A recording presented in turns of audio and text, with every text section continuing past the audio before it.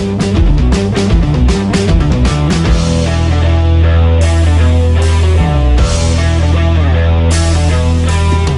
comic book fans, Kevin Gibbon with you once again with another episode of Comic Let's Talk. Again, we're going to talk about comic book artist Ernie Colon, who tragically passed away just recently on August 8, 2019. He was born July 13th in 1931, an American comics artist known for his wide-ranging career illustrating children's superhero and horror comics, as well as mainstream nonfiction. Colon was born in Puerto Rico and raised in the mainland U.S. from age 10. He has 8 siblings, all sisters. His early influences included newspaper adventure strip writer artists Milton Caniff and Will Eisner, and the humorous 1940s Fawcett comic superhero Captain Marvel. I never enjoyed superheroes, with the exception of the early Captain Marvel. That character had humor and didn't take itself as seriously as all the other snarling, furious products of DC and Marvel, Collins said back in 2011. Looking at his career, he began his professional career at Harvey Comics as a letterer. He later worked uncredited as an artist on titles included Richie Rich, Casper the Friendly Ghost, and others. At Harvey, he met Sid Jacobson, who became his editor and frequent creative partner. His first confirmed credited work was penciling and inking the 2-page story Kaleidoscope of Fear in Whammo Giant Comics #1, cover dated April 1967. Published by the toy company Whammo, he drew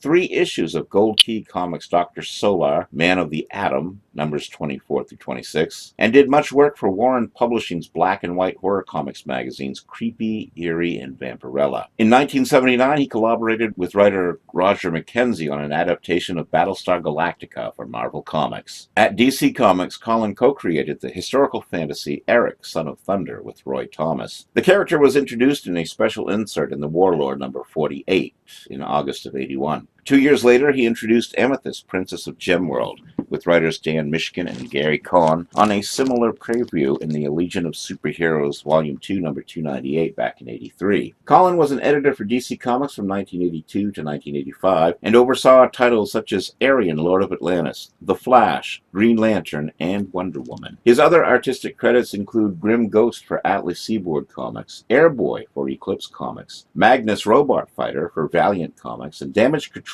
and Doom 2099 for Marvel Comics. Also for Marvel, Colin wrote, drew, and colored and lettered the 1988 science fiction graphic novel Axe. In the late 1980s, Colin penciled the short-lived Bullwinkle and Rocky series for Marvel's children's imprint Star Comics, edited by Sid Jacobson. Colin returned to Harvey with Jacobson in the early 1990s and worked on such projects as Monster in My Pocket and Ultraman. From 2005 until the tabloid's demise in 2007, he drew the weekly comic strip Spy Cat in the Weekly World News. Colin and Jacobson created a graphic novel version of the 911 Commission report titled The 911 Report, a Graphic Adaptation, back in 2006. They released a 160-page follow-up after 911, America's War on Terror, August 2008. The duo's A Graphic Biography, She, was released in 2009. The following year, Ferrer, Strauss, and Guiraud published their next collaboration, Anne Frank, the Anne Frank House Authorized Graphic Biography, published by Hill and Wang. He illustrated The Great American Documents, Volume 1 by Ruth Ashby, published by Hill and Wang in 2014. Colin reunited with writer Dan Mishkin to produce the Warren Commission Report, a graphic investigation into the Kennedy assassination, in 2014. Back in 1995, he worked on Dredd Star. Dredd Star was the first comic book series published by American publisher Epic Comics, an imprint of Marvel Comics, in 1982. It was centered on Vanth Dredd Star, sole survivor of the entire Milky Way galaxy, and an ensemble cast of crewmates including cyborg sorcerer Ziggy Darklaw, and their struggle to end an ancient war between 2 powerful evil empires, the Church of the Instrumentality, run by the Lord Popple, and the Monarchy, administered by a puppet king. The comic book created by Jim Starlin was bi-monthly during most of its run. Epic published 26 issues, after which it was published by First Comics, who carried it for 38 more issues, for a total of 64 issues. The first 41 issues were published bi-monthly, after which the book was published monthly for a time, though it resumed bi-monthly publication with issue 51 in the early 1990s. A 6-issue limited series was published by Malibu Comics' Bravura line of creator-owned titles. Jim Starlin had stated in interviews as early as 2000 that he was working on a new Dredd Star series called Class Warfare, including sample artwork and slave labor graphics. The price trade paperback, but the last mention of this was in 2002. In 2011, a promotion for Breed 3, Starlin again mentioned the possibility of another Dredd Star series. The Malibu series takes place several years later, with the Lord High Popple training Vanth Dredd Star's daughter, Kalaya. The characters from the original series, except Odie, show up, and the series climaxes in Dredd Star apparently being accidentally killed by his own daughter. In issue number 6, the final issue, Dredd Star is alive and back to his old self at the end of the story. Image Comics would go on to produce several Dredd Star comics in Breed 3, number 5, and in issues number 6, along with other of Starlin's creations, such as Word and Kid Cosmos as part of the Elsewhere Alliance. The story also explains where Odie disappeared to during the last Dredd Star miniseries. On February 17, 2015, Starlin teamed up with Universal Cable Productions to adapt Dredd Star as a scripted TV series with Chris Bender and J.C. Spink as producers. In 2007, Ernie Colon gave an interview with The Last Kiss, John Lustig. Here are some highlights from that interview. John asks, "Occasionally I hear some established creators not being able to get work because editors think they're too old. You're what, 70 now? Have you run into any of this ageism at all?" Ernie responded, "I think it's a more unconscious thing. The comic book industry is just like any other business. There are lots of cronies in it. To put it more gently, I'd call it palism. You have a group of friends you grew up with and go through high school and college with. You make those connections. When you get into a position of editorship, you're going to call those people, rather than someone like myself or even really great cartoonists like Gray Moreau. I mention him because before his death, he wasn't able to get any work at all." John says that's insane. Ernie replies, "It is insane, and I have to believe that it is not deliberate. So often these younger people would look at Gray's work and they didn't hire him because they were too busy hiring other people. I've had the experience of doing a character and having the editor admit that I did the best version of that character, yet they won't use me. When I investigate a little further, I find they've got some friend in there.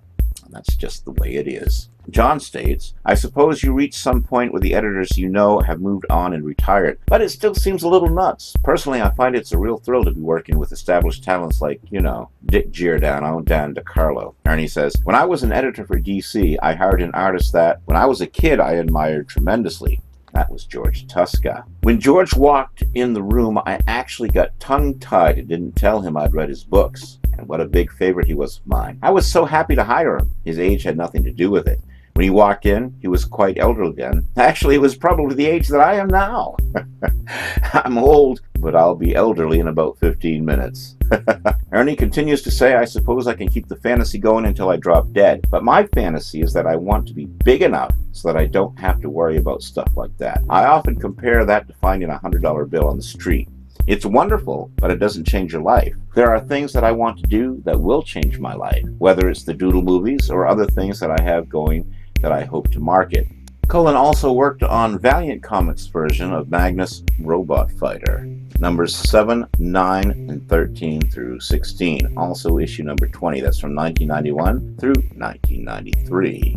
Magnus Robot Fighter is a fictional comic book superhero created by writer-artist Russ Manning in 1963. Magnus first appeared in Magnus Robot Fighter 4000 AD, number 1, published by Gold Key Comics in February 1963. The character was subsequently published by Valiant Comics and Acclaim Comics in the 1990s, and was reintroduced by Dark Horse Comics in August 2010. In every incarnation, Magnus is a human who battles rogue robots in the year 4000, though some aspects of the concept have varied with each publisher.